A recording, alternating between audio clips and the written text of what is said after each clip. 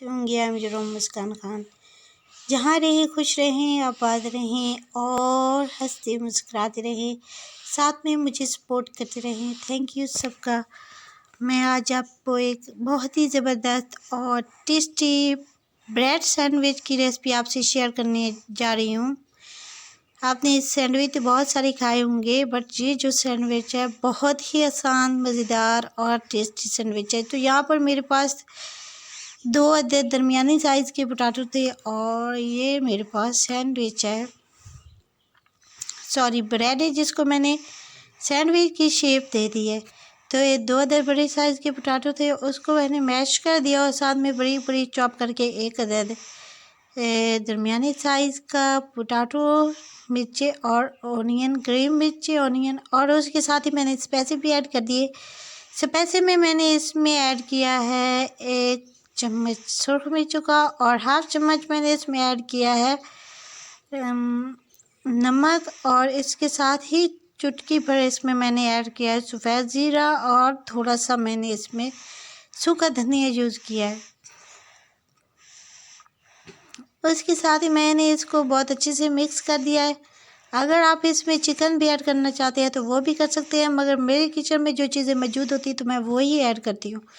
तो मक्खियों की सीज़न आ चुका है, जैसे कि आपको पता है, तो मैं इस कमरे में रूम में अपनी सारी कुकिंग इसी रूम में करती हूँ, चीज़ें वगैरह बनाती हूँ। तो क्योंकि आपको पता है कि देहातों में जो है किचन नहीं होते और वो इस रूम टाइप के किचन बना हुआ होता है, तो इस वजह से मैंने फिर मक्खियों की वजह से इस वजह से मैंने जो है इस कमरे में अपना सैंडविच बनाया। और बाकी रेसिपीज़ में भी मैं इसी कमरे में बनाती हूँ ताकि मैं आसानी से बना सकूँ, और किचन में से मैं फ्राई करने ही जाती हूँ। तो ये देखिए, इस तरह से मैंने इसमें भर कर ब्रेड पे ऐड करना है और उसके साथ ही 1 अदद एग गया जिसको मैंने इस तरह से चॉप किया है और वो ऐड कर देना है। तो इस तरह से हमने सारे ब्रेड इसी तरह से सैंडविच बनाने हैं और देख सकते हैं, इसको देखते ही आपका मन करेगा कि आप इसको खा जाएं।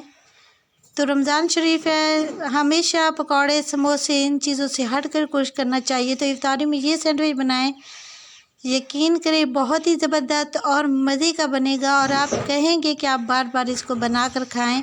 यहाँ पर मेरे पास बेसन था जिसको मैंने बना के रख दिया था, नमक और मिर्ची ऐड किए हैं और उसमें डिप करूँगी। और सैंडविच को डिप करने के बाद तवे पर, और मज़े की बात है कि इस पर घी भी बहुत कम यूज़ होगा, तवे पर ही हम इसको फ्राई करेंगे।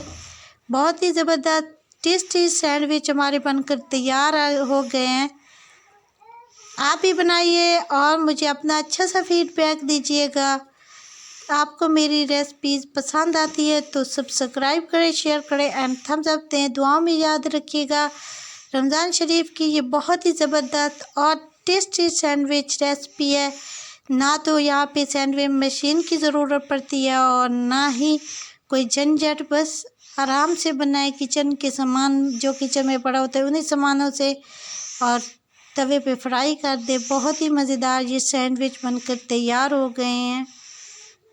Thank you guys, take care. हमारी रेसिपी पसंद आए तो सब्सक्राइब करें।